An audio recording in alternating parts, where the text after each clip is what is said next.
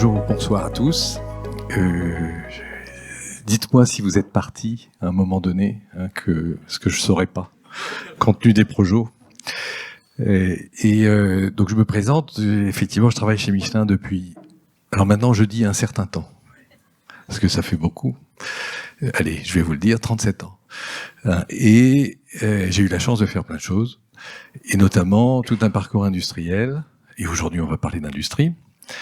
Et donc mon dernier poste industriel a été la responsabilité de l'ingénierie du groupe Michelin. Et dans ce cadre-là, on a eu à mettre en place la roadmap digitale 4.0 pour le groupe Michelin. Donc c'est cette histoire que je vais vous raconter. Merci pour les projets. Et j'ai aussi en parallèle conduit un certain nombre de business. Et je vais probablement commencer par là. Mon dernier business étant la conduite de l'Amérique du Sud pour le groupe, où je vais vous raconter une petite expérience sur la donnée. Alors je vais faire cette présentation avec l'aide d'Adam, qui va passer les slides. Et quand je fais ça, Adam, il passe au slide suivant. Donc vas-y Adam, tu peux y aller. Voilà. Alors je ne vais pas vous raconter le groupe Michelin. Ce slide est fait pour me rappeler que la donnée qu'on a pu travailler dans l'industrie Michelin, en fait, on a pu la réfléchir à partir d'une expérience beaucoup plus large que le groupe avait sur l'utilisation de la donnée. Et c'est là que je vais vous raconter ma petite histoire. Donc, en Amérique du Sud, donc j'avais la responsabilité des affaires et des business, et j'étais agacé de voir que certaines flottes de camions n'utilisaient pas nos pneus. Agacé. Tout simplement. Je comprenais pas pourquoi, parce que quand je faisais les maths, je comprenais pas. Donc nos pneus étaient forcément plus intéressants que les pneus de la concurrence. Alors je vais voir, j'ai demandé à nos commerciaux, montrez-moi et faites-moi visiter une flotte qui n'achète pas nos pneus et qui achète plutôt des pneus pas chers. Je veux comprendre. Et donc je vais dans cette flotte et le patron de la flotte, donc après m'avoir écouté gentiment, en lui disant que je comprenais pas pourquoi il choisit pas nos pneus, il m'a dit effectivement vous avez rien compris. Alors là bon, je me suis caché sous la table et il m'a dit ben oui mais quand vous me proposez un pneu Michelin, vous me proposez de faire un investissement. Puisque c'est vrai que au bout de 2 ans, 3 ans, votre pneu est plus intéressant. Mais il faut que j'attende 2 ans, 3 ans. Alors que moi, dans mon entreprise, j'ai des investissements qui sont plus intéressants, avec une rentabilité meilleure. Donc en fait, je croyais me battre avec des concurrents qui étaient des pneumaticiens. Mais en fait, pas du tout. Je me battais avec beaucoup d'autres clients. Alors je lui ai dit, d'accord, ok, je comprends. Et si je vous vends l'utilisation du pneumatique? Ah, il dit, là, vous commencez à m'intéresser. Parce que le coût au kilomètre parcouru d'un pneumatique Michelin, il est moins cher. Même si l'investissement initial est plus cher, le coût au kilomètre, il est moins cher. Parce qu'un pneu Michelin, ça se rechappe plusieurs fois, alors qu'un pneu moins cher, c'est moins vrai. Parce qu'un pneumatique Michelin, ça consomme moins de carburant. Est-ce que vous savez que vous consommez 20% de votre réservoir d'essence à cause du pneu? On vous l'a pas dit, hein? Ah bah oui. Faut le savoir. Donc quand vous achetez un pneu, vous avez aussi non seulement donc les éléments de sécurité et de liaison au sol, mais vous avez aussi une notion de consommation d'essence. 20%, c'est pas rien. Et en poids lourd, c'est presque 30%. Et pour pouvoir finalement quantifier cette performance supplémentaire, il faut la mesurer. Et on a mis en place depuis un certain temps chez nos clients la mesure de la performance d'un pneumatique. Et cette mesure, c'est pas uniquement des notions d'usure, de kilométrage, mais c'est aussi des notions d'arrêt. Quand un pneu effectivement crève sur un poids lourd, le camion est immobilisé, et donc sa fonction n'existe plus pendant un certain temps. On a des notions de sécurité, bien sûr, on a aussi des notions de consommation d'énergie. Bref, on mesure tout ça et on est capable, en faisant cette mesure complète, de pouvoir comparer le coût de l'utilisation d'un pneumatique au kilomètre. Donc quand on commence à vendre une performance au kilomètre, le prix, c'est plus du tout le même qu'un prix de fabrication plus quelque chose. On réfléchit à la valeur qu'on apporte au client, bien sûr. Et le prix, il est fait en fonction de la valeur. Et si on vend le kilomètre, on est toujours plus intéressant que n'importe qui. Donc on est capable de maximiser la marge. Quand vous achetez un pneu agro, vous savez, les pneus agro, nous on a fait un pneu qui s'étale sur le sol, là, qui dégouline sur le sol quand il est sur le champ. Ben, cette faculté permet d'éviter la compactation du sol. Et donc augmente le rendement de la culture. C'est quoi la valeur du pneu? 5% de rendement de culture, ça commence à faire des sous. Hein. Et donc on est capable en mesurant la performance, on est capable et on a accès à une façon à la valeur qu'on peut avoir quand on vend un produit.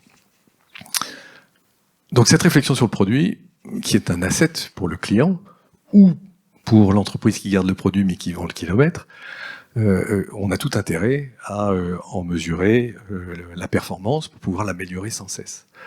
Et si j'améliore la performance d'un pneumatique qui dure plus longtemps sur la route, ben j'en fabrique moins. Donc j'ai moins besoin de capacité. Ben j'en recycle moins. Donc j'ai moins de coûts de recyclage. Donc en fait c'est sans fin. Et puis on est plus axé sur la notion d'innovation puisque donc on va chercher la performance supplémentaire. Donc c'est extrêmement vertueux et cette vertu on ne l'obtient que lorsqu'on mesure.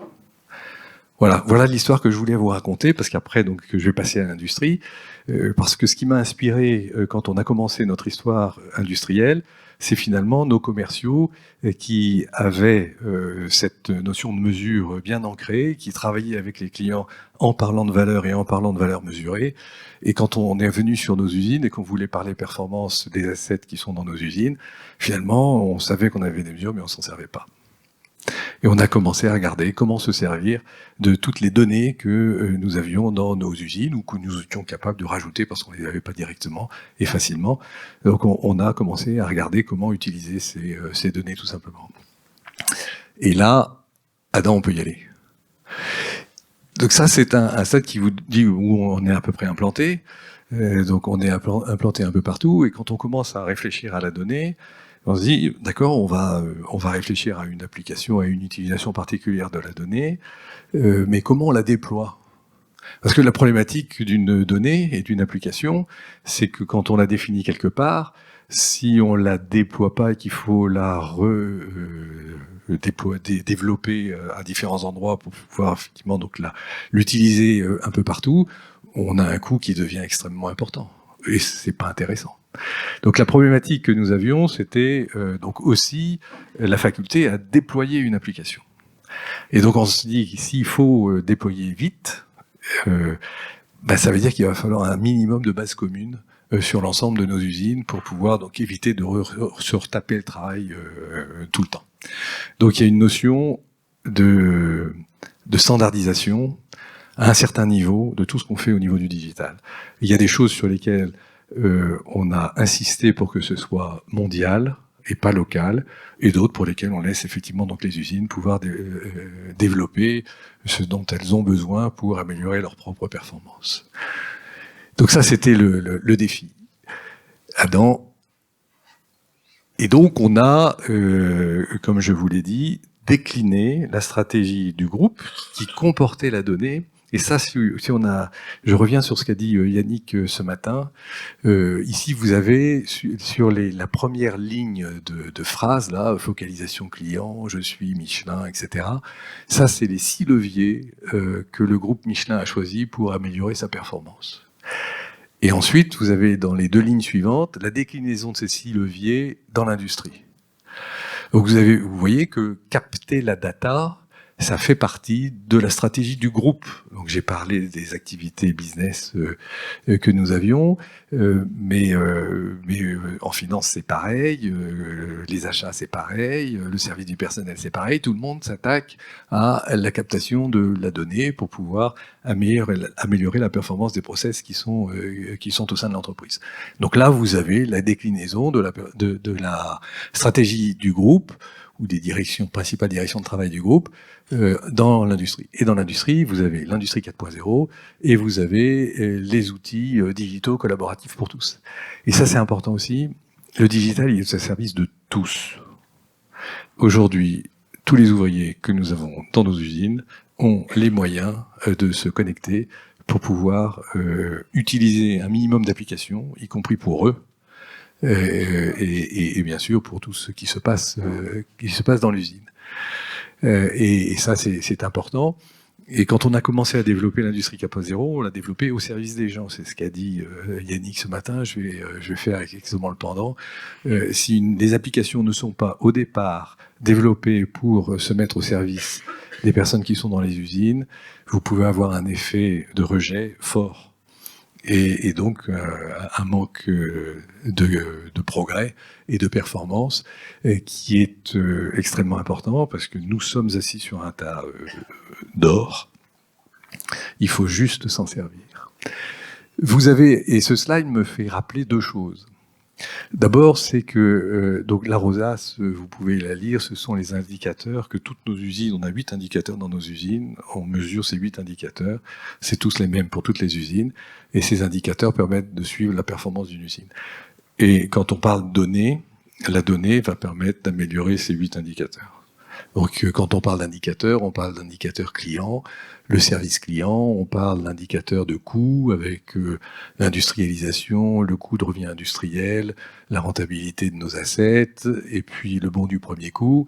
Quand vous parlez de la planète, il y a aussi le bon du premier coup, parce que donc, quand on fait moins de déchets, c'est mieux, mais on parle aussi de consommation d'énergie, de consommation d'eau, et puis vous avez le côté humain, avec aussi la protection de la planète, mais aussi la sécurité et un indicateur d'engagement que nous suivons tous les ans. Voilà, donc on suit ces 8 indicateurs et on sait que la donnée va nous permettre d'améliorer la performance dans ces 8 directions de travail. Et on s'est dit qu'il y avait 2 prérequis pour pouvoir installer et utiliser la donnée. Le premier, c'est le système de prod. Quand une usine n'a pas de système de prod, quand une usine n'a pas réfléchi à son organisation industrielle, quand une usine n'a pas développé les bases du lean manufacturing, c'est pas la peine de penser utiliser la donnée. Parce que quand c'est le bazar dans une usine, quand vous digitalisez le bazar, ça fait encore plus de bazar. Donc il faut pas le faire. Donc il y a des fondamentaux, je dirais, dans une industrie qu'il faut respecter. Et le deuxième pilier, c'est sur la droite, c'est la responsabilisation des équipes. Quand vous donnez la donnée, elle est disponible auprès de ceux qui vont s'en servir, et a priori tout le monde, mais quand vous donnez une donnée à quelqu'un qui n'est pas capable de s'en servir, parce qu'il n'a pas l'autonomie de s'en servir, et qu'il n'est pas formé, ou qu'il a besoin d'appeler son chef systématiquement pour pouvoir savoir ce qu'il a à faire, c'est pas la peine de lui donner la donnée. Est-ce que la donnée, elle est intéressante que si on est capable de l'utiliser tout de suite? Donc il faut former les opérateurs et toutes les équipes à utiliser les données qu'on fournit. Ce qui permet de faire monter en compétences et même en métier les personnes qui sont à leur poste de travail, quel que soit ce poste de travail. Donc aujourd'hui, chez Michelin, nous n'avons pas de chef d'équipe la nuit et le week-end. Nos usines travaillent en 3/8, enfin en 5/8 pour la plupart, et donc on n'a pas de chef, si ce n'est en horaire administratif, durant la semaine. Et le boulot d'un chef, c'est pas de dire aux autres ce qu'ils ont à faire, c'est de faire progresser l'autonomie des équipes. Et tout ça pour permettre derrière d'augmenter et d'accélérer le progrès avec l'ensemble des technologies qu'on va être capable d'implanter dans nos usines. Donc voilà, on a la base de réflexion. Maintenant, on était prêt à travailler sur le 4.0. Donc fin 2016, on a vu qu'il était nécessaire que nous fassions donc un digital tour, parce que nos commerciaux l'avaient fait. Donc on a fait pareil, on a copié, et on est allé voir aux États-Unis, en Allemagne, dans nos usines et en France, ce que faisait l'industrie dans le domaine de l'utilisation de la donnée. Et donc en faisant ça, on a compris, et on l'a fait ça pendant 6 mois, et là on a mis une équipe d'une 15aine de personnes qui ont fait tous ces voyages à droite à gauche, et qui ont dit, ben voilà les directions de travail que nous allons poursuivre. Donc on a choisi 4 directions de travail. Et je vais vous parler de la cinquième assez vite. Donc c'est les assets avec la maintenance de nos usines, la qualité, comment améliorer la qualité de nos productions, la supply, donc tout ce qui est flux, tout ce qui est au service des gens qui sont dans l'usine. Et puis la dernière colonne, c'est l'automatisation. Et ça, je ne vais pas en parler, sauf si vous m'y obligez. Mais l'automatisation, c'est l'installation d'AGV, de robots ou de systèmes de vision dans l'usine. Tout ça, ça a des payback qui sont voisins de ce qu'on peut faire naturellement, c'est-à-dire entre 2 et 3 ans. Et c'est pas ce qui va nous intéresser aujourd'hui. Ce qui va nous intéresser, c'est des choses qui sont donc beaucoup moins coûteuses en termes d'investissement, c'est l'utilisation de la donnée. Donc c'est les quatre premières colonnes. Et donc je suis allé voir, après ce Digital Tour, je suis allé voir le COMEX du groupe, et je leur ai dit, si vous avez 1 milliard, je vous en rends 800 millions par an. Grosso modo. Alors ils m'ont regardé, ils m'ont dit, est-ce qu'il est sérieux? Mais j'avais un atout dans la manche. Vous savez ce que c'est? Ouais, j'avais un sponsor. Vous savez qui c'était? Le patron. Ça compte, hein. Mais il faut le savoir.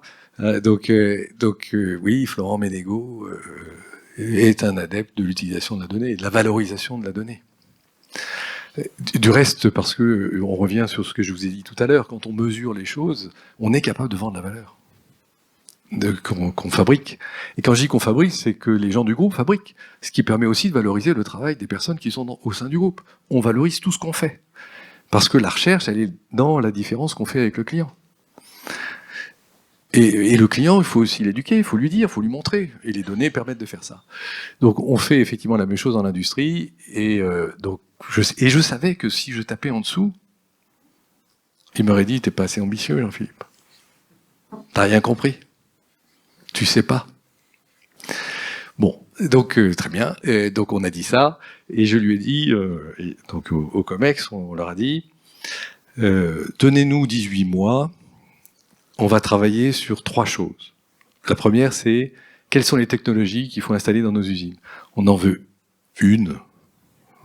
des familles, mais verrait pour tout le monde. Que ce soit au niveau de nos structures informatiques, que ce soit au niveau de la mesure, et je dirais, c'est quoi les technologies que l'on veut installer dans nos usines. Et ce qui nous a amené à travailler avec l'IT, vous allez le voir. Le deuxième sujet, c'était, c'est quoi les compétences à mettre en œuvre dans nos usines? Comment on fait en sorte que nos usines vont être capables de déployer des applications qui utilisent la donnée? Et le troisième facteur, c'était de mettre en place un certain nombre de démonstrateurs de façon à prouver les chiffres que j'avais dit. Là, j'avais pris un petit risque. Et donc, on avait fait un petit calcul un peu théorique. On a dit, on va quand même vérifier. Voilà. Et on a dit, on se revoit dans 18 mois, 2 ans, et on revient avec ces notions. Et donc, au bout de 18 mois, 2 ans, alors on a travaillé avec une plateforme, on a commencé à mettre une vingtaine de personnes dans une salle, 17 métiers différents, tous ceux qui travaillent et qui gravitent autour de l'industrie, et on a commencé à d'abord travailler sur les technos, sur les compétences, et aussi travailler avec une dizaine d'usines dans le monde pour pouvoir développer ces fameux démonstrateurs qui nous servaient à mesurer les gains pour pouvoir prouver un peu ce qu'on avait dit. Donc on a fait ça, on a fait cette plateforme multimétier, on a travaillé avec une dizaine d'usines, et puis 18 mois plus tard, on est allé voir le COMEX, on a dit désolé, on s'est trompé. Ah bon, il y avait une première déception qui était visible sur les visages de nos petits camarades. J'ai dit on s'est trompé parce qu'on va gagner plus. Ah bon, bah alors faut y aller, hein. Et donc on y est allé.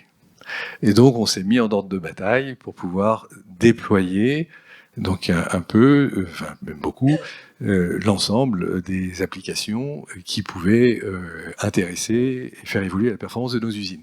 Et vous voyez qu'il y a différents niveaux de performance. Donc les fondations, c'est ce que je vous ai évoqué, c'est la techno, informatique, sur laquelle je reviendrai, c'est l'aspect management de la performance, c'est le fabrique. Il est où, François? Ah, c'est ça. Il savait.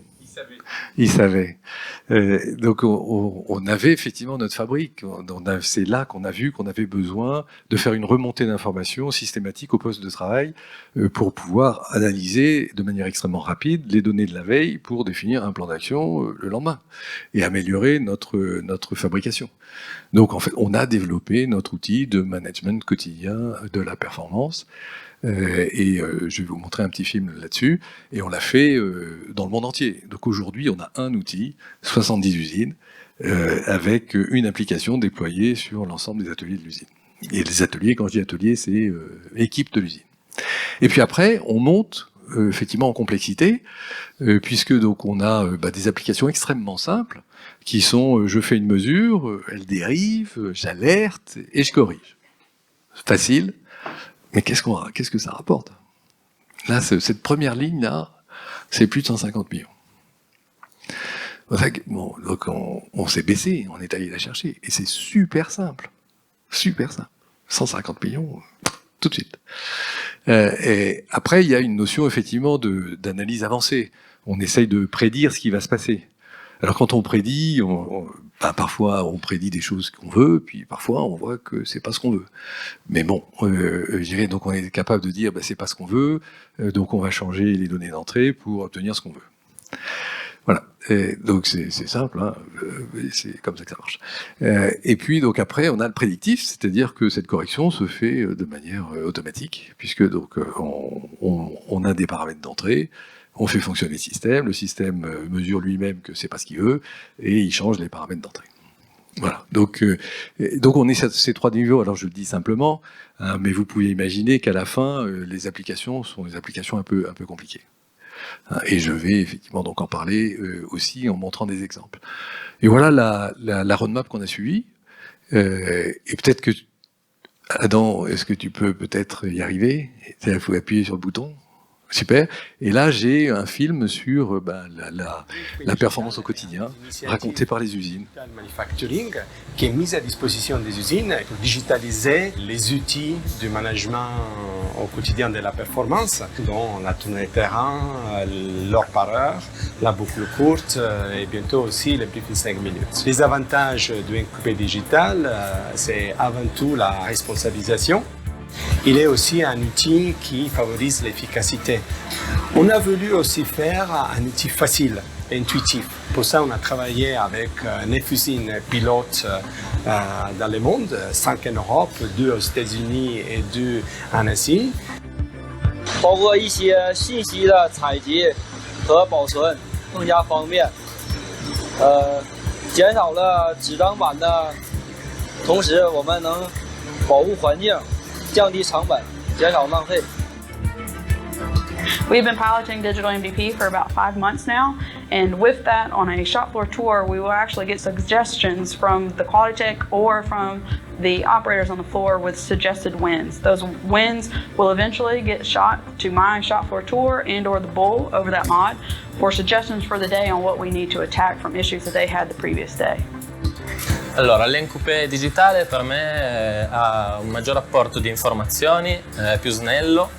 Abbiamo la possibilità di visualizzare a colpo d'occhio tutto quello di cui abbiamo bisogno, porta notevoli vantaggi in termini di tempo, abbiamo una maggiore collaborazione tra colleghi delle varie aree di lavoro, rende il posto più interessante, più accattivante, dà la possibilità un pochettino di modernizzarsi sempre di più ed è una cosa che secondo me sul posto di lavoro è una cosa importante per non avere la monotonia solita del posto, quindi è un ottimo vantaggio secondo me. On se l'approprie tous, notamment pour nos agents et nos conducteurs, les tableaux heure par heure qui sont arrivés sur les machines avec des écrans digitaux et ils peuvent renseigner au fur et à mesure des aléas de production rencontrés. Digital MDP has helped us become more efficient and effective through simplification. Because the data is more easily gathered and analyzed, we're able to spend more time understanding the root cause of our problems and solving them. 通过对数字化 MDP 工具的应用，能看到它让我们工作环境变得更加现代化，也让我们的工作方式更加具有吸引力。所以说，员工和 team leader 非常的喜欢。Par rapport à la boucle courte traditionnelle, papier. Ça m'offre, moi, beaucoup plus de possibilités de communiquer, de partager avec l'équipe qui contribue à l'analyse du problème qu'on a traité dans la boucle courte, notamment grâce à un grand écran, le fait de pouvoir le partager. En termes de dynamique d'équipe, en fait, le rappel des échéances se faisant en automatique, le parcours des actions est beaucoup plus fluide. On n'est pas scotché sur le fichier Excel et à dire tiens, tu es en retard, etc. La personne en fait est prise en charge directement, automatiquement par planeur. Donc quand elle vient en réunion, elle sait, elle a eu l'alerte qu'elle était soit à l'heure, soit en retard. Et je trouve que ça fluidifie quand même et ça responsabilise les personnes sur leurs actions de manière plus naturelle. C'est un outil qui implique tout le monde et qui peut permettre le développement des compétences digitales de toute l'entité et de toutes les usines.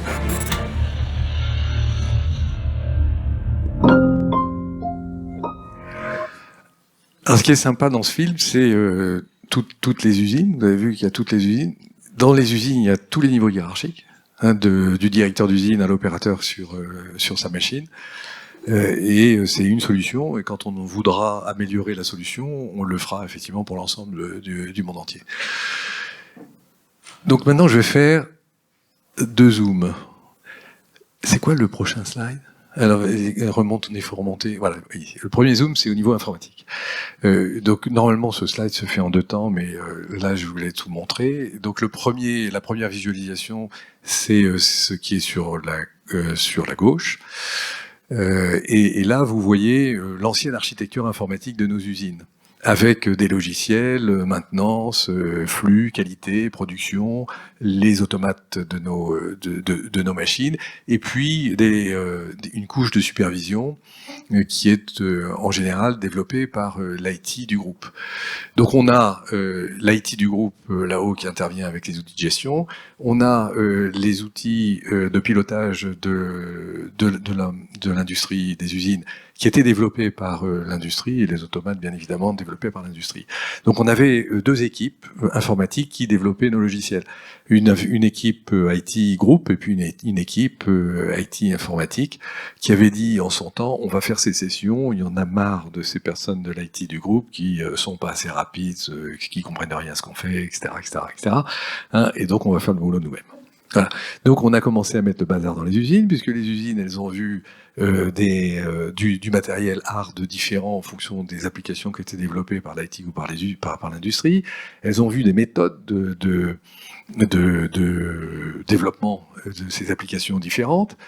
Donc pour un dépanneur, quand ça tombe en rade dans l'usine, il fait quoi lui?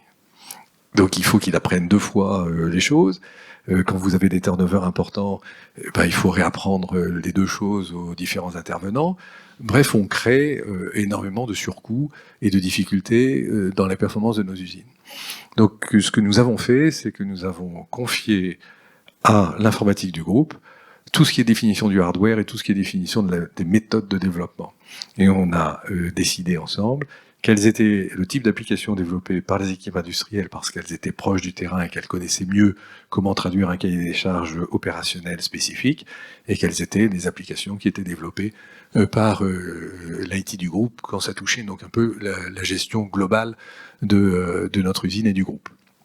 Donc voilà, donc ça a été le premier rapprochement que nous avons fait. Le deuxième, c'est que nous avons créé ce cadre rouge où on a mis un data lake, une seule techno, un seul type de data lake pour toutes nos usines, data lake dans les usines.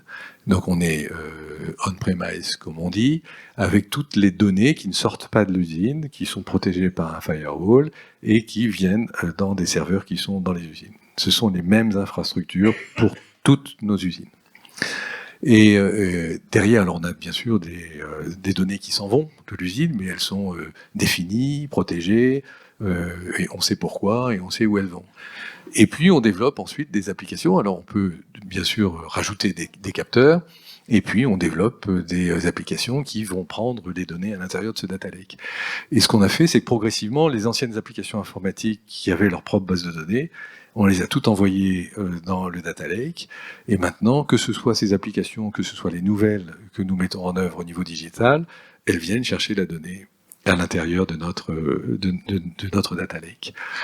Ce qui nous amène aussi à faire évoluer l'architecture informatique, sachant que quand on a une couche qualité dans l'usine et qu'on avait des logiciels qualité, c'était en général des monstres.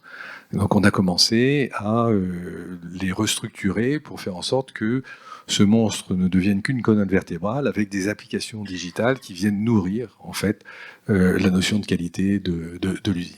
Donc on a aussi commencé à simplifier l'architecture informatique de nos usines pour la rendre beaucoup plus agile et pour faire en sorte que plusieurs sous-traitants puissent venir ajouter des couches qui pouvaient nous aider à améliorer la performance de nos usines.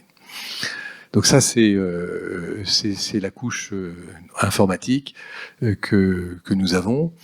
Et le deuxième sujet que je voulais évoquer, qui est sur le slide suivant, c'est l'aspect compétences. Donc je vous avais dit, on a travaillé sur la techno, donc vous l'avez vu. Maintenant, donc on a aussi travaillé sur les compétences. Et on a vu...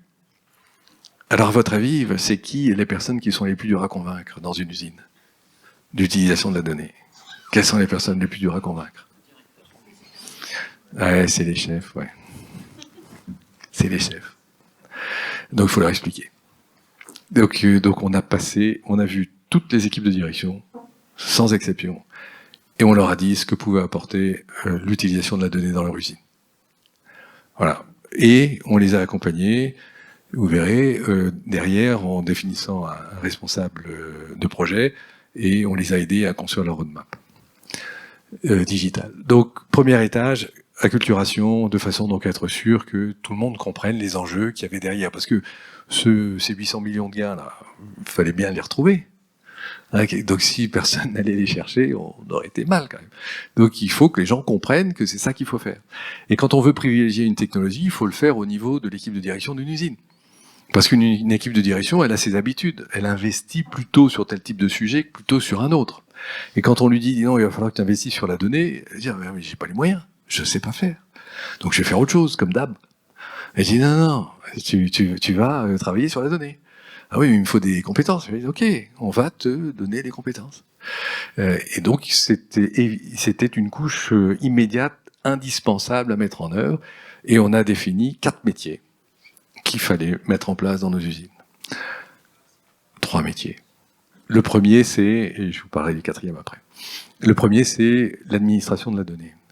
Donc on a une personne qui est en charge d'administrer la donnée. Et administrer la donnée, ça veut dire quoi? Être sûr que la donnée qui rentre dans le data lake suit un référentiel extrêmement précis. Et je vais parler de ça. C'est faire en sorte que la donnée soit bien stockée. C'est faire en sorte que la donnée soit protégée. C'est faire en sorte aussi que ceux qui accèdent à la donnée ont le droit d'accéder à la donnée. Donc c'est lui qui administre tout ça. Et pour faire ça, il faut une gestion militaire de la donnée. Si elle n'est pas référencée, c'est le bordel. Si vous avez une application qui va chercher une température, et cette température elle est en degrés Kelvin alors qu'elle devrait être en degrés Celsius, le résultat devient bizarre. Donc il faut absolument que les données soient référencées. Qui référence les données? Nous avons dans nos équipes centrales des gens experts des métiers, de la qualité, de la maintenance, des flux et des opérations au poste de travail. Et nous avons en transverse des gens qui connaissent parfaitement les machines. Donc nous avons défini, et sur les métiers et sur les procédés, des experts. Alors procédé, c'est produit, procédé, hein, c'est le lien entre les deux. Des experts capables de dire pour une machine ou un métier quelles sont les données qui sont nécessaires. Et donc on les référence. Alors c'est simple à dire, c'est un travail de Romain. Mais une fois que c'est en place, c'est en place. Mais il faut le faire tout de suite. Parce que si on ne le fait pas tout de suite, je dirais après, c'est dur pour un data administrateur de savoir ce qu'il faut qu'il mette dans son data lake. Donc il faut le faire assez vite. Alors on a fait tout ça un peu en parallèle, hein, mais en donnant de l'énergie sur l'infrastructure informatique et sur une bonne définition et gestion de la donnée. Et après, le data administrateur dans l'usine, il sait ce qu'il a à faire. Le deuxième métier, c'est le data engineer. Le data engineer, c'est lui qui va chercher la mesure sur les machines. Donc ça, c'est la mesure, c'est un vrai métier. Mais je vais vous raconter l'histoire de la mesure sur un pneu. Mesurer la qualité d'un pneu, enfin l'aspect d'un pneu, quand vous regardez un pneu, ça vous arrive de regarder vos pneus? Ouais. Nous, à chaque sortie d'usine, c'est vrai, c'est bien, bravo. À chaque sortie d'usine, on avait une armée de gus qui regardaient les pneus. Tous un par un, il n'y en a pas un qui n'était pas regardé. 30 secondes pour regarder un pneu voiture. Donc il faut le faire tourner d'un côté, il faut le retourner, le faire côté de l'autre, regarder la bande de roulement, et puis regarder à l'intérieur aussi. Regarder à l'intérieur d'un pneu, pas facile, hein. Donc ils le font avec le toucher aussi. Pour mesurer ça, il faut des pros de la caméra. Caméra 2D, caméra 3D, mesurer sur du noir, pas évident. Donc on a des métiers sur la mesure qui se sont énormément développés dans nos usines. Et puis on a standardisé la mesure aussi. Un capteur de longueur, c'est un capteur de longueur. Il y en a un et un, pas deux. Voilà, c'est aussi bête que ça. Et donc même chose pour toutes les mesures qu'on fait, de façon à pouvoir avoir les mêmes référentiels de données à l'intérieur de nos usines. Donc on a standardisé énormément de choses, facilitant le travail de nos data engineers, facilitant le partage de données, tout simplement, donc aussi entre les usines. Et puis après, les autres métiers, c'est ce qu'on appelle les experts, c'est les data analystes. Et les data analystes, c'est des hommes métiers, qualité, maintenance, flux, organisation industrielle, et ce sont des gens à qui on a donné une formation sur l'utilisation de la donnée. Et c'est eux qui font les cahiers des charges des applications qui vont être ensuite développés pour permettre l'amélioration de la performance, de maintenance, de qualité, de flux et d'organisation industrielle. Voilà ce qu'on a fait. Donc on a formé tous ces gens-là, et une fois qu'on les a formés, ils ont, avec leur direction, qui était donc là maintenant très convaincue qu'il fallait effectivement donc investir dans la donnée, ils ont défini une roadmap. C'est quoi mes pain points? C'est plutôt dans la maintenance, que c'est une machine qui va pas, une machine boulot de fabrication, c'est plutôt dans les flux, c'est plutôt dans la qualité, etc. Et donc là, on a commencé à travailler sur différentes applications. En commençant par la couche 1, simple. Donc on est allé chercher, en faisant ça, les 150 millions du premier étage. Pouf. Et en même temps, on avait une équipe que j'ai pas évoquée, que j'évoque maintenant, qui sont les data scientists. Où est-ce que vous mettez vos data scientists, vous, dans votre organisation industrielle? Ouais. Dans les usines? Ouais. Alors, nous, on ne les met pas dans les usines. Hein. Parce que si on commence à mettre ça dans les usines, on peut avoir des développements qui sont uniques. Et ça, on veut pas. Et moi qui étais patron de l'ingénierie, j'ai dit au directeur d'usine, hop, t'as un bureau d'études de combien de personnes? Une dizaine de personnes, ok, alors t'es plus responsable d'eux, c'est moi. Et, oui, parce que si on commence à donner l'autonomie aux usines de changer leurs machines comme ils veulent, c'est le bordel. Parce qu'un pneu, quand on le fabrique dans une usine et qu'on veut ensuite le fabriquer dans une autre usine, si les machines ne sont pas les mêmes, ça devient dur. Hein. Donc on a pris la responsabilité de tout ça et on a mis les data scientists en centrale. Voilà. Donc l'industrie, aujourd'hui, on a une 10 à 15 data scientists qui développent les applications les plus dures. Et puis on a standardisé des applications qu'on a achetées. On a choisi des applications qui nous permettent de faire des corrélations. On utilise Power BI à foison, ce qui donne de l'autonomie aussi aux équipes locales d'utiliser des logiciels qui sont du commerce, qu'ils paramètrent sur des applications simples. Et une fois qu'ils ont fait ça, qu'ils ont trouvé un payback intéressant, ils le mettent dans une banque de données pour que toutes les usines copient. Et c'est comme ça qu'on arrive à scaler relativement rapidement l'utilisation d'une application. En commençant par le plus simple et en allant vers les plus difficiles.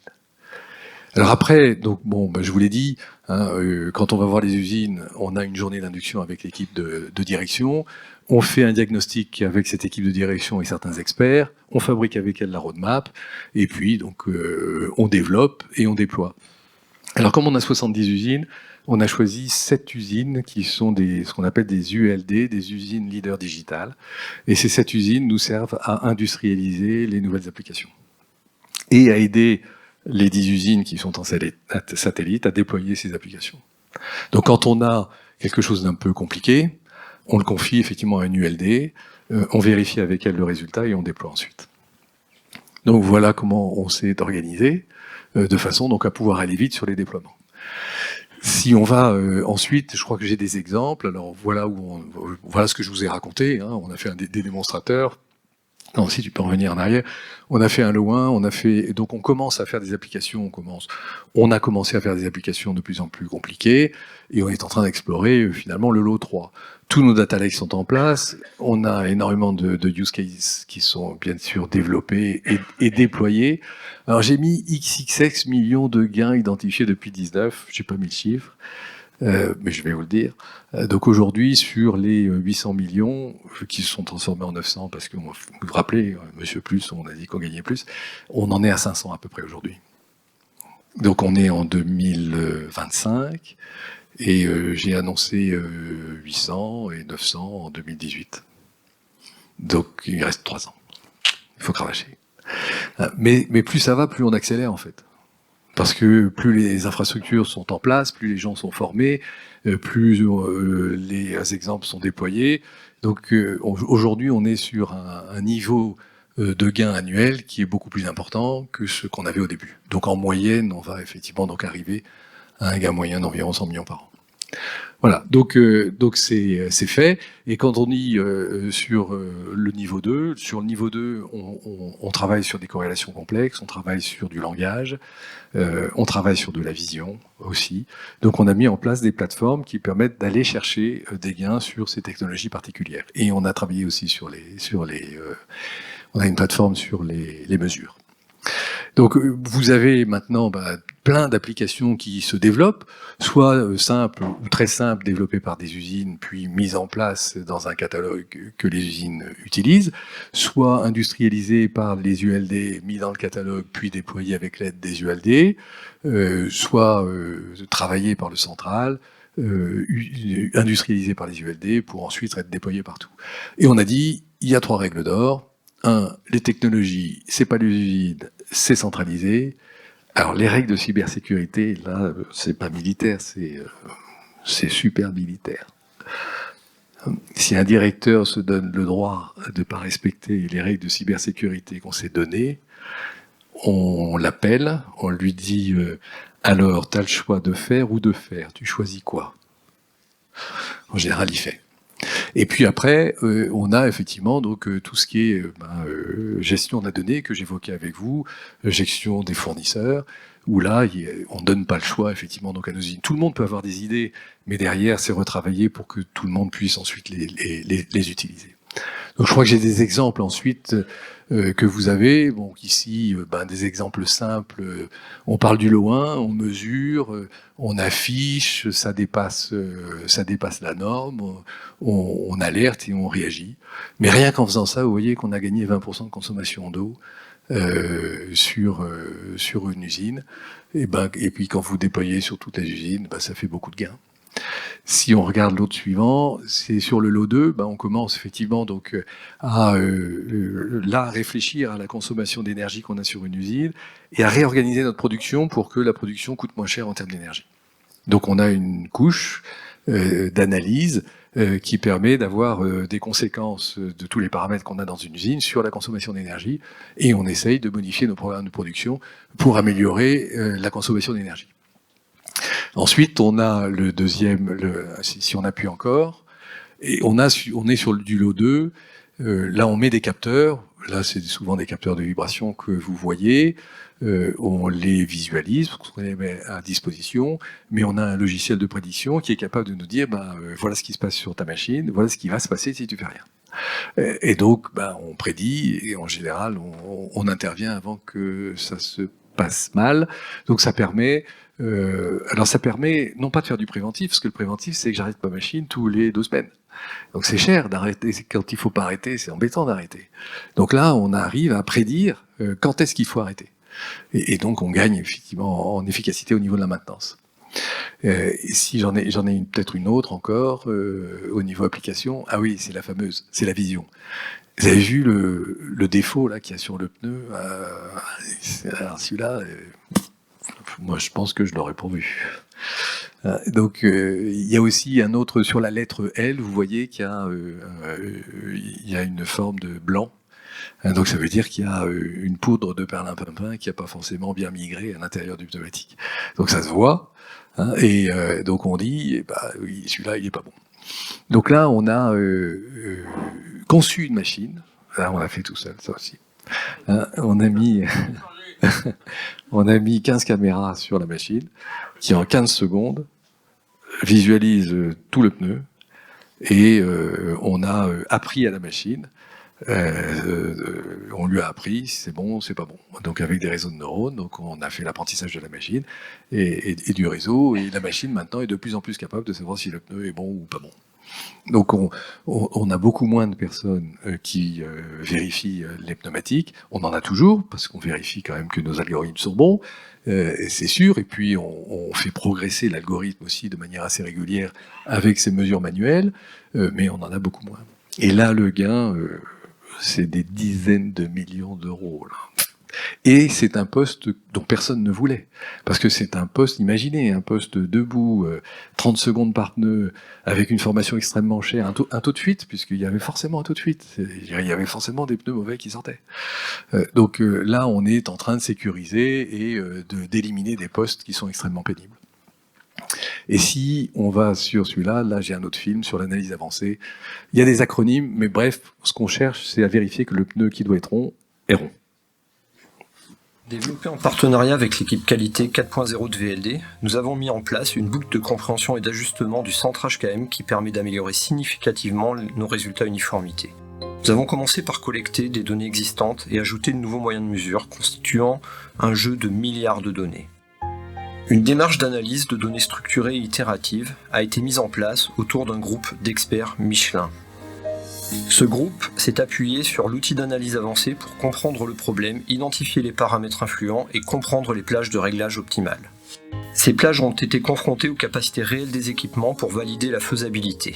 À partir de cette compréhension, les règles d'adaptation automatique de la machine ont été définies et mises en place sur l'équipement pour un pilotage en temps réel. La démarche a permis de significativement améliorer nos résultats en réduisant de 75% la population hors tolérance sur ce critère uniformité. Et ces progrès ont ensuite pu être déployés sur l'ensemble de nos sites concernés. Donc là, typiquement, c'est ce qu'on fait avec une usine, qui est l'usine de Valladolid en Espagne, pour pas la nommer. Ils ont des experts en qualité et métiers absolument remarquables. Donc on travaille avec eux pour développer cette application, et après on diffuse. Avec un outil de corrélation qui est un outil du commerce. Et ça, c'est des gains qui sont des dizaines de millions d'euros. Donc un petit slide pour vous parler des gains. Donc vous voyez les temps de retour. Sur les assets, c'est sur les applications qu'on développe dans le monde de la maintenance, c'est c'est 0,4 ans, hein, donc c'est moins de 6 mois. Sur la qualité, un peu plus de 6 mois. Sur tout ce qui est flux, c'est 1 an. Et sur tout ce qui est donc organisation industrielle, c'est moins d'1 an. Voilà. Donc ce qui fait que aujourd'hui, quand vous ajoutez les 2,5 années de tout ce qui est automatisation des flux, on a sur nos investissements 4.0 entre à peu près 1,5 des paybacks d'environ 1,5. Ça veut dire que l'outil digital, l'utilisation de la donnée, c'est une façon aussi de baisser les coûts des investissements d'une structure. Michelin investit dans ses usines 1,250 milliard tous les ans. Si vous voulez faire 30 millions de gains en termes de productivité, il faut investir 100 avec des investissements normaux. Quand vous investissez, si vous voulez gagner 30 avec des investissements digitaux, il ne faut plus investir que 30, voire moins. Donc en fait, vous faites un gain sur les coûts de vos investissements qui est gigantesque. Donc c'est vraiment donc un levier non seulement qui permet d'aller vite, mais qui permet de dépenser moins. Et on est sur notre roadmap d'un gain de 900 millions par an. Si on continue, j'ai fini. Voilà, c'est le résumé. Hein, bien sûr, c'est un levier majeur. Et c'est ce qu'on dit en général. Là, c'est ne vous posez pas la question de savoir si vous êtes en retard ou à l'heure. Nous sommes en retard. C'est sûr. Est-ce que vous savez parce qu'on développe le digital dans nos usines, quelles sont les usines dans le monde qui déploient plus vite ces technologies? La Chine. Est-ce que vous êtes tous d'accord? Non. Ah bon? Ben, c'est la Chine.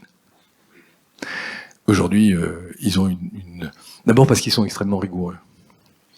Et donc, le Lean et l'application du système de prod, il est remarquable. Et ensuite, parce qu'ils ont une appétence pour les nouvelles technologies qui est gigantesque. Donc ils sont très très bons, quoi. Et ils vont à la vitesse de la lumière. Alors déjà qu'ils n'en avaient pas besoin. C'est un peu dur. Hein. Donc on a intérêt à y aller, quoi. Et quand je dis ça, et c'est très bien de vous voir tous autour réunis aujourd'hui, c'est que finalement, la donnée, ou la manière d'utiliser la donnée, les fondamentaux, c'est pas confidentiel. On peut tous pomper les uns sur les autres sur la manière dont on s'y prend. Et il faut pas se priver, parce qu'on est en retard. Donc il faut ce type d'événement qui nous permet de comprendre un peu tout ce qui se fait partout, qui nous permet d'avoir des entreprises qui sont là pour nous aider, il faut les utiliser. Parce que c'est aussi notre tissu industriel qu'il faut savoir développer. Donc il faut non seulement qu'on s'y mette, mais qu'en plus qu'on aide notre tissu industriel et nos fournisseurs à s'y mettre aussi. Il faut penser grand, 1 milliard, il faut commencer tout petit, 65 000 sur l'énergie, et il faut déployer à une vitesse grand V. Il faut bien sûr chercher la valeur, donc chercher pourquoi on fait ces applications. Sur l'exemple que vous avez vu sur l'uniformité, c'est le fait que le pneu soit rond ou pas. Voilà. Donc et quand la bande de roulement est posée à quelques millimètres de guingois, là, le pneu, vous le sentez sur votre voiture. Donc il faut, au début, on avait mis 7000 données pour essayer de chercher des corrélations. Et en fait, on n'y arrivait pas. Il a fallu qu'on ait des pros, comme vous l'avez vu, qui réfléchissent au type de données qu'il faut mettre dans la boîte pour pouvoir les corréler, de façon à trouver les bons relais. Donc il faut véritablement avoir des gens de métier qui soient capables de définir des applications qui vont ensuite nous permettre de faire des gains au profit du client. Ça permet de faire monter en compétence l'ensemble des personnes, parce que les tâches répétitives qui sont difficiles à faire, elles peuvent être de plus en plus supprimées. Et puis, c'est au service des personnes. Et je crois que ce que nous a dit Yannick ce matin nous montrait parfaitement que si on ne pense pas aux gens quand on déploie une technologie de ce type-là, on a tort. On peut faire peur, et peut y avoir un aspect répulsif important. Là, je crois que j'ai vraiment fini.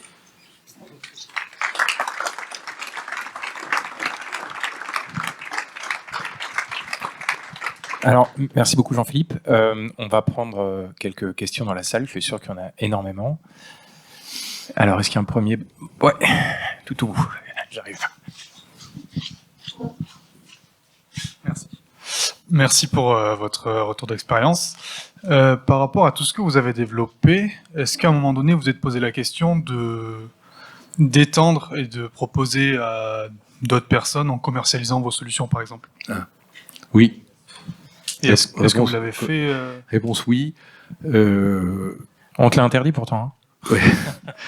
On l'a pas vraiment fait. Mais vous voyez cette machine-là qui mesure et visualise les défauts sur un produit qui est difficile à mesurer, c'est des choses qu'on pourrait penser externaliser, oui.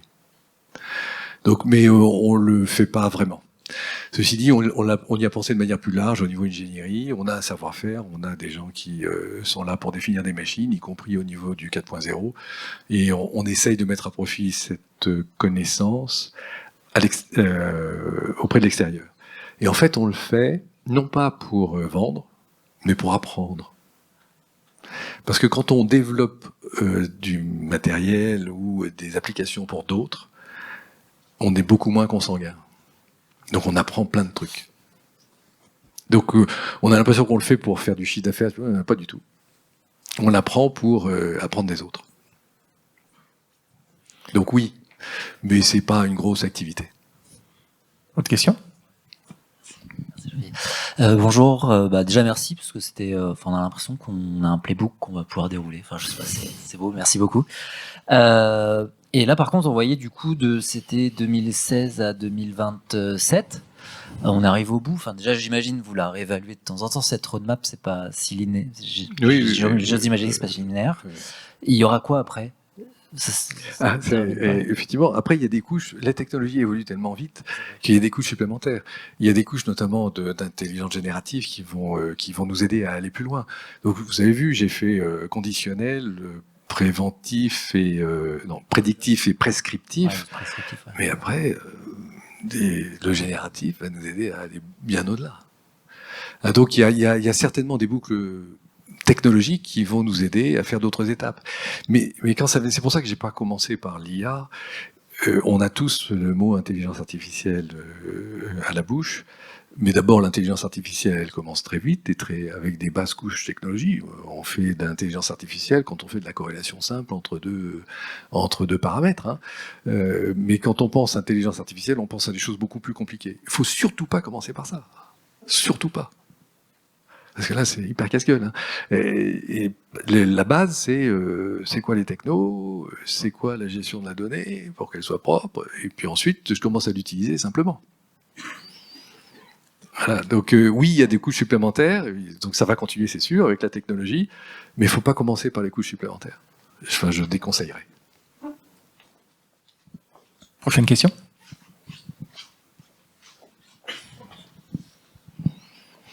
Ma question, c'est comment on dimensionne un plan de transformation, un investissement de cette taille-là au départ?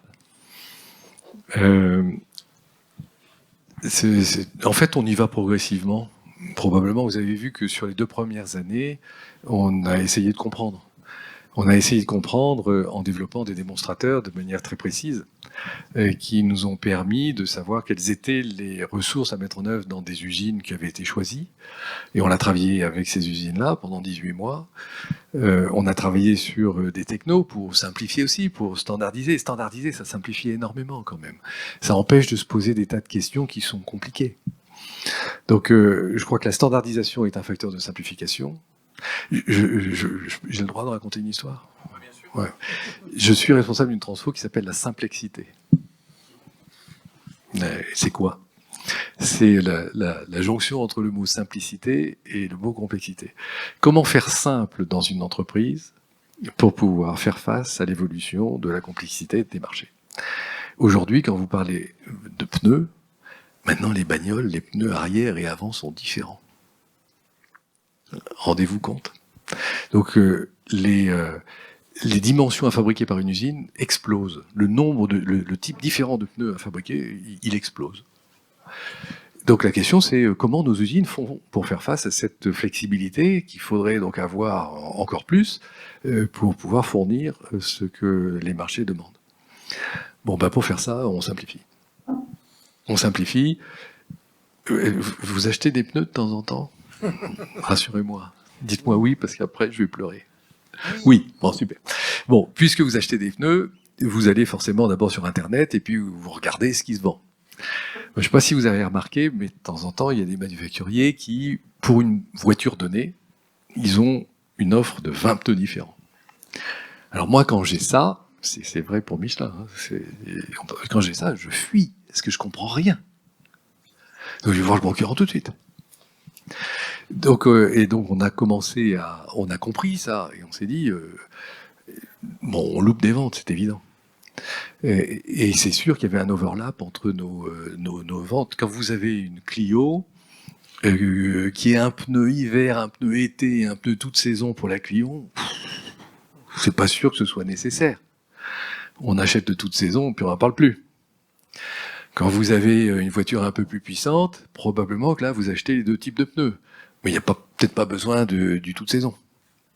Donc en fait, on commence à rationaliser notre offre, et donc on la simplifie. Donc on standardise, et on est en train d'optimiser notre offre en continuant à offrir un pneu pour tout le monde. Et puis on travaille aussi sur la standardisation du design du pneu. Vous savez qu'un designer de produit, quand vous lui dites comment il faut faire, il n'aime pas ça du tout. Hein. Alors pas du tout. Mais on le fait. On le fait parce qu'on n'a pas le choix. Donc on standardise. Donc la standardisation est un facteur de simplification. L'organisation de la donnée et c'est pas un choix. Il faut pas y passer trop de temps. Enfin, il faut passer du temps, mais une fois, pas 36. Et puis, j'irai après. Il faut essayer de mettre au service de tout le monde une application qu'on va pouvoir déployer assez vite. Donc il faut essayer de simplifier le process pour pouvoir effectivement aller assez vite.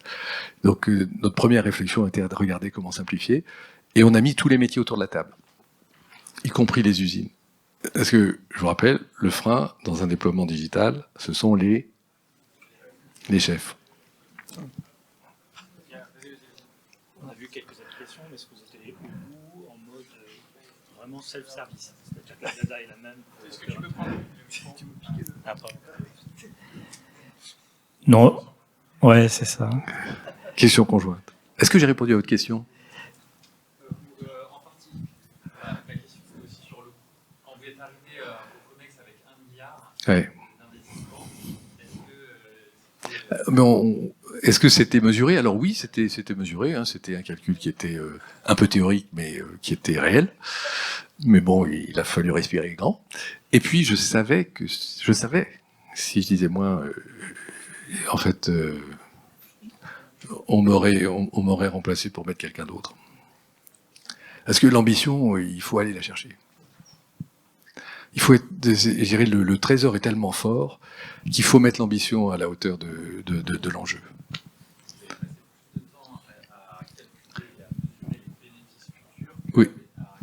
Oui, absolument. On a commencé par la big picture. Voilà. Alors justement, ça va être un petit peu lié. Vous avez parlé beaucoup de la Chine. Du coup, non, j'ai pas parlé beaucoup de la Chine, mais j'ai dit que c'était les meilleurs. Mais justement, comment est-ce que vous vous benchmarkez? Et j'ai une autre question ensuite. On n'arrête pas d'aller voir les autres. Donc on a plein de monde qui, dans cette... même au niveau... Aujourd'hui, nous avions une entreprise qui visitait une usine Michelin. Et donc c'est un benchmark croisé, en fait. Donc on est constamment en train d'ouvrir nos portes pour pouvoir montrer ce qu'on fait et le soumettre à la critique des autres. Mais en général, on le fait avec des industriels. Et du coup, pour aller sur l'étape d'après, c'est la maturité. En fait, il y a ce gros travail-là d'évaluation pour justement savoir quand est-ce qu'il faut y aller sur cette big picture-là. Mais quels sont les éléments déclencheurs qui vont véritablement dire c'est bon, on peut y aller, c'est assez mature, etc. C'est au bout de 2 ans, c'est cette analyse en fait technologique de compétences. En fait, c'est quoi les technos? On foisonne pas, on voit qu'on va pas foisonner. 2, on voit qu'on a les compétences.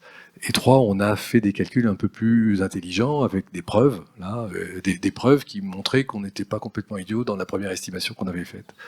Et puis, il y a un acte de foi. Et c'est ce que je vous dis, on est en retard. Ne réfléchissez pas de savoir s'il faut utiliser la donnée ou pas. Faites-le. Vous allez voir. Vous allez adorer. Moi, j'avais une question simple.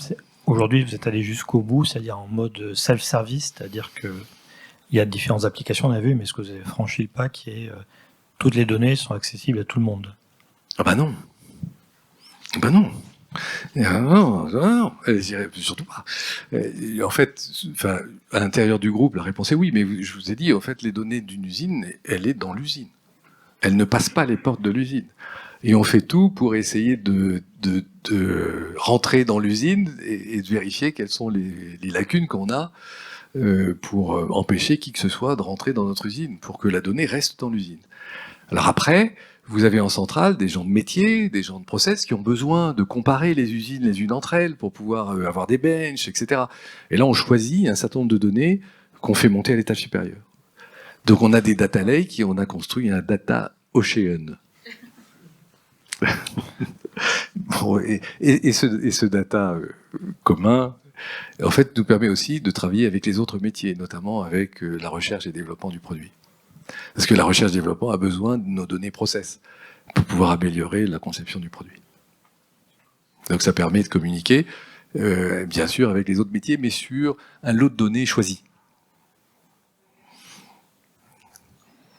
Alors, vous avez présenté au début le business model au kilomètre, qui est un business model qui est enseigné maintenant dans toutes les écoles de commerce. Donc je pense que c'est. J'ai pas fait une école de commerce. Non, mais c'est qui est devenu une référence finalement dans d'autres industries aussi.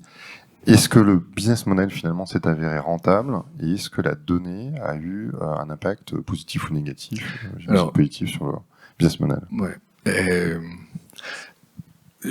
On peut pas déployer un modèle comme ça trop vite.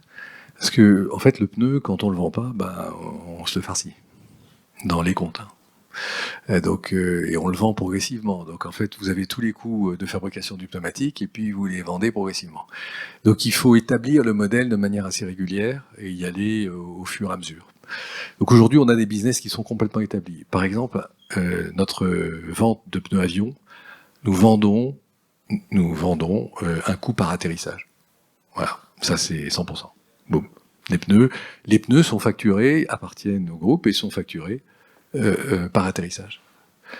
On déploie petit à petit la vente au kilomètre sur du poids lourd, donc c'est plutôt du B2B, parce qu'un B2C c'est difficile. Donc on est plutôt un B2B. Et sur les mines, on fait des trucs remarquables. Et je dirais, quand on veut améliorer la performance d'un pneu qu'on a sur un gros camion qui va évacuer les matériaux, on étudie la pente de la route. Donc on est allé au Chili, et on lui a dit la pente de tes routes elle est pas bonne. Moi j'ai dit écoutez, le minier c'est moi. Il dit oui, mais tu payes extrêmement cher tes pneus parce que tu les uses plein pot. Et donc on réussit à faire modifier un certain nombre d'architectures pour qu'en fait le pneu coûte moins cher à l'entreprise. Et on vend effectivement des pneus de camions mines. Là, on les vend à la tonne transportée. Donc c'est pas du kilomètre, c'est là aussi le paramètre est pas le même. Hein. Donc c'est soit l'atterrissage, soit la tonne transportée, soit le kilomètre.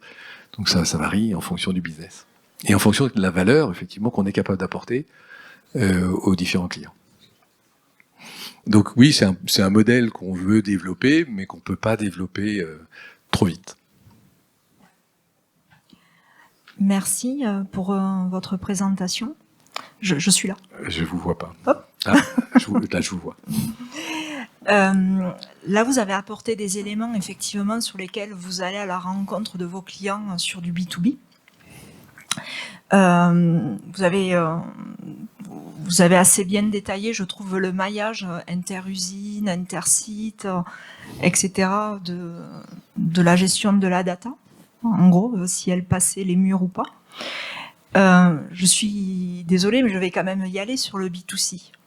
Oui, on va vous embaucher. Je vais vous poser la question.